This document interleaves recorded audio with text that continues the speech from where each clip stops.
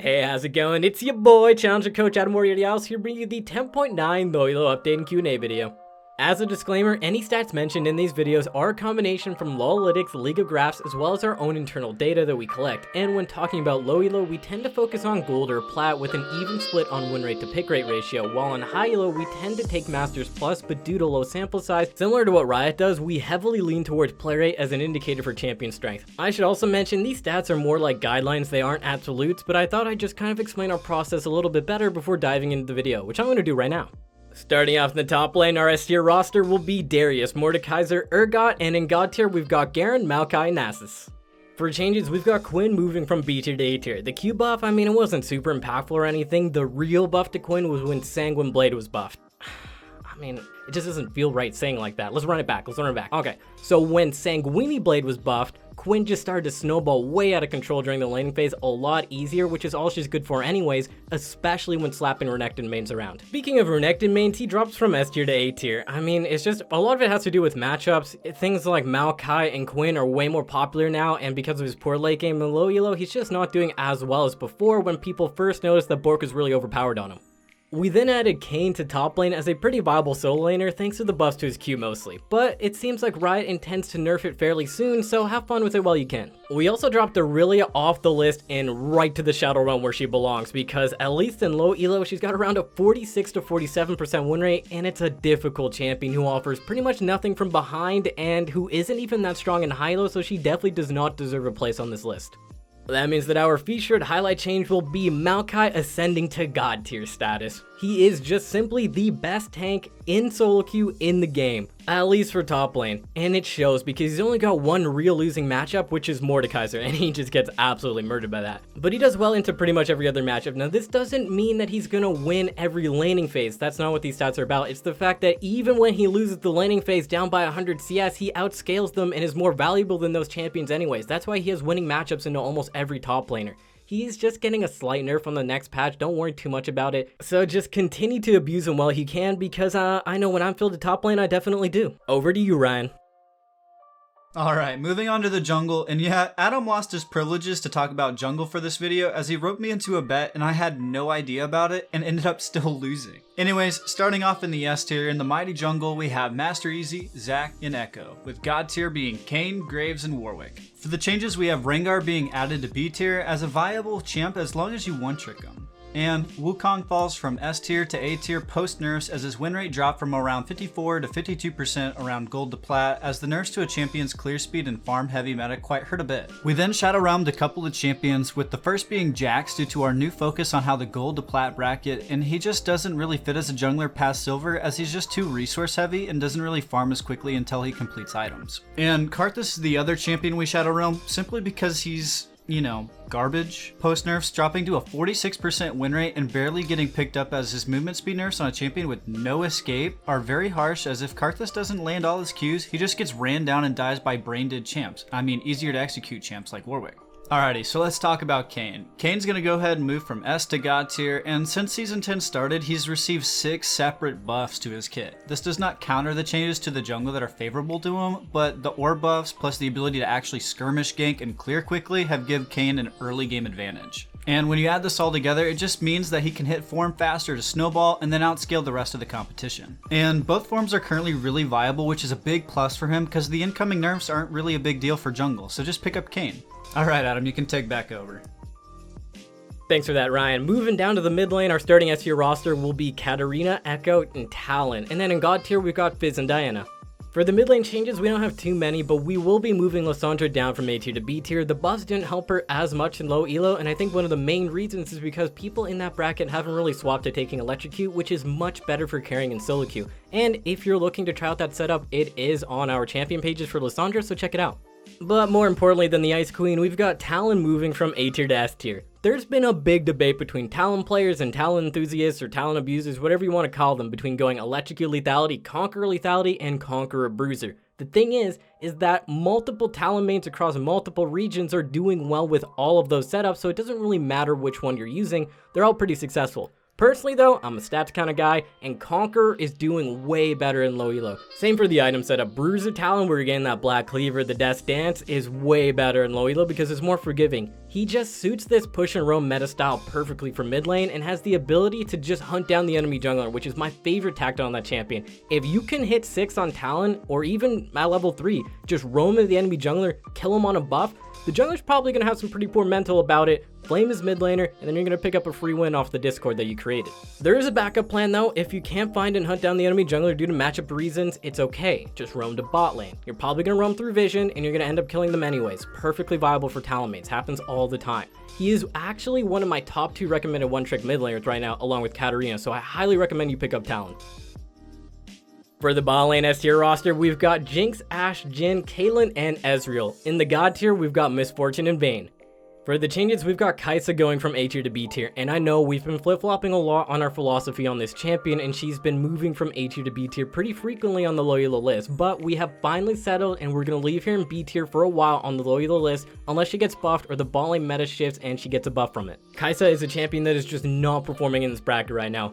A champion that is kind of hard to play and is actually doing well in low elo is Vayne going from S tier to God tier. Now, please, alright, don't flame in the comment sections for this one. Don't turn off the video. Let me explain. I know a lot of people are going to think it's odd to make her God tier on the low elo list, but again, let me explain first. First up, let me shield myself with some stats, as she currently holds around a 52% win rate in gold and plat with a 17% pick rate, which is the highest ratio between those two stats outside of MF, who is kind of giga uber God tier right now. Technically speaking, because of that, we should really just have MF tier and then other AD carries. That's how the tier list should look, but you know, we're not going to do that. Anyways, outside of just Vayne's stats, there are 3 reasons why she's a God tier champ right now. First up is the AD carry matchup. Stat-wise, she only loses to MF and Twitch, and that means even though she has losing lane matchups, she's gonna outscale them anyways, and her best 2 laning matchups right now are Ezreal and Kai'Sa, and they're in the top 5 most popular AD carries, meaning that Vayne gets a very easy time in the laning phase and gets time to scale until 2 items. Once Vayne hits 2 items, she's just gonna wreck everyone. The second reason is the support roster. There's a lot of enchanters that are overpowered right now, and this allows Vayne to survive the laning phase and outscale people even faster in tougher laning matchups. The last reason is she's the best single target AD carry in the game, and to compensate for that, she was given short range, but this doesn't matter in this particular meta since everyone is playing melee divers, which she excels at killing. Last up before the Q&A section, we have this support S tier roster of Leona, Thresh, and in God tier, we've got Blitz, Nami, and Lulu. For the changes to the support list, we removed Fiddlesticks as a support option and sent him to the Shadow Realm because he kinda just sucks in that role after his rework. Vel'Koz and Swain are gonna move from A tier to B tier as these less used AP mage supports in low elo aren't doing as hot as of late, so we dropped them as they have been struggling to deal with the Goon Squad bot meta where people are just 4 or 5 man diving them, compared to things like Zyra or Brand who are still in A tier because even though they're gonna die to the gank or roam or goon squad, whatever you want to call it, they do enough damage with little effort and mechanical ability to just get cross-killing ganks anyways. That means that our highlighted change for the support tier list will be Lulu going from S tier to God tier. She's just so strong with hyper carry bot laners like Vayne or Jinx while also being able to buff up snowbally bruisers or juggernauts or even diving champions. For example, Diana, Darius, or Kled. Like, how do you stop those champions? Like, if a Diana gets fed or Darius gets fed and they get Lulu ulted and sped up, they just can't die and they kill everyone. One of the other strongest things that Lulu has for her kit is she's one of the best anti-dive supports, so she's able to keep AD carries alive and get them enough DPS steroids to actually be useful even if they're not good at AD carry. Now of course in low elo, playing support and having to rely on others isn't the most ideal situation, which is why a lot of people prefer things like Pyke, Nautilus, Leona, but because Lulu is so good at buffing any type of carry champion, she only needs one person on her team to be strong enough for her utility to allow them to win the game for her, which is so nice for her. And this is one of the main reasons why she's considered one of the best scaling supports in the game currently and why she is thriving in every single bracket of play.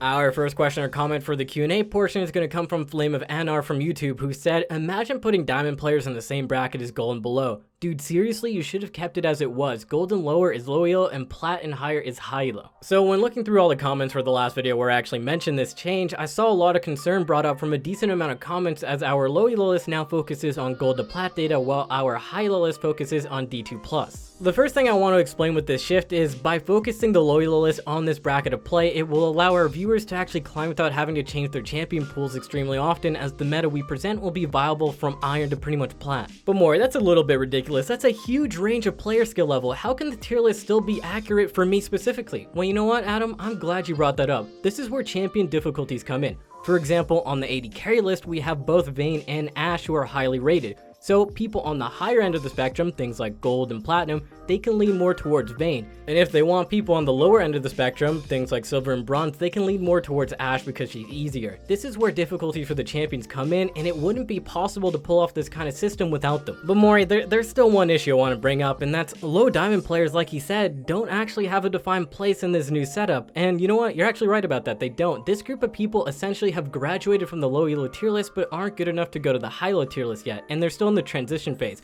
So my personal recommendation is you should start using the high-low list while still paying attention to the difficulties of each champion and potentially leaning more towards the ones that are on the lower end while you're transitioning to the high-low gameplay.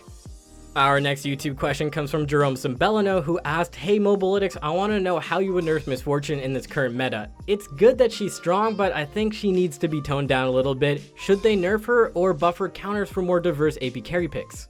Miss Fortune is definitely a real issue at the moment, and I agree that she's just way too strong right now. It is good though to have easy to play champions be strong, but not this ridiculously strong. But funny enough, I actually agree with the nerf that Riot suggested on the PBE, and it's one that I'm gonna have to agree with. Riot actually plans to nerf her movement speed on her passive, which is something that Riot likes to do as it takes away a lot of her hidden power that people don't actually pay a lot of attention to. Nerfing her W movement speed will make her more vulnerable as a champion and less oppressive when trying to run you down in lane. Champions without mobility, when they lose movement speed, it's a really big deal. Or even if you're just trying to rotate to a fight, it can be very useful for her. So I kind of like this kind of nerf. Instead of doing something like nerfing her attack speed, which is effective by the way, but it makes the champion feel sluggish and awful to play. Examples of that are when they're nerfing Caitlyn's attack speed or when they nerfed Ezreal's. Those champions became so much less fun to play, so I'm happy that they went with this route and nerfed her W passive, which is more kind of a luxury for Miss Fortune. Now, as for buffing her counters or anything, we don't really know what changes they're going to make to the AD carry role, so maybe the AD carry role will lean less towards champions like MF and maybe some others, so we'll have to find out. Our last YouTube question comes from Philip, who asked, "Where's Kennen on the list? I think you guys forgot him." So on the loyal list, we didn't really forget him. He's kind of just a funny case where he is a champion many people like to complain about, but the stats don't really show how strong he is. He's just really annoying. He sits at around a 48% win rate around gold and plat, and it actually falls lower the lower down the ladder you go. And his pick rate is kind of bad too at only around 2%. Kennen, despite being a lane bully and people hate playing against him for his teamfighting potential, he is very similar to Vladimir in a sense for low elo, and they both don't do well in the top lane for the same reason. These champions require you to consistently flank teamfights and save your flash for that one big moment to turn the whole game around. This level of foresight and fight awareness as well as execution isn't consistently displayed in low elo, and so Kennen and Vladimir suffer a lot as they rely on these situations to win games. For example, a Kennen might see an opportunity to get a double kill and he just flashes in and takes it, but then the third dragon is going to spawn in around a couple minutes and he's not going to have flash to win that team fight, which is the big issue with foresight. A champion like Malphite on the other hand is much easier to wipe a fight with, and even if he actually fails, doesn't have flash, or misses his ultimate, he's still going to be useful and annoying. But Kennen, when you mess up a fight on Kennen or don't have flash, you're just useless. You don't really do anything, and that's why his win rate isn't that high. Our last question on Instagram comes from S_Palau_S, who asked, "Where's Gangplank?" and then a bunch of crying faces.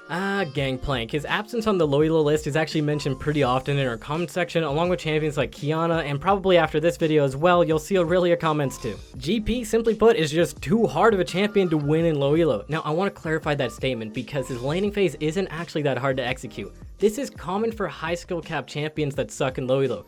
Aurelia, LeBlanc, Kiana, GP, all of these champions, if you main them in low elo, you're often going to have a fine laning phase, but it's going to give you a false sense of your overall skill level on that champion. The issue lies with that list of champions, and especially GP, is well post laning phase, comboing with your barrels to be useful in fights and balancing between farming and showing up to fights. Most people kind of they have the mechanical skill to do one of those things.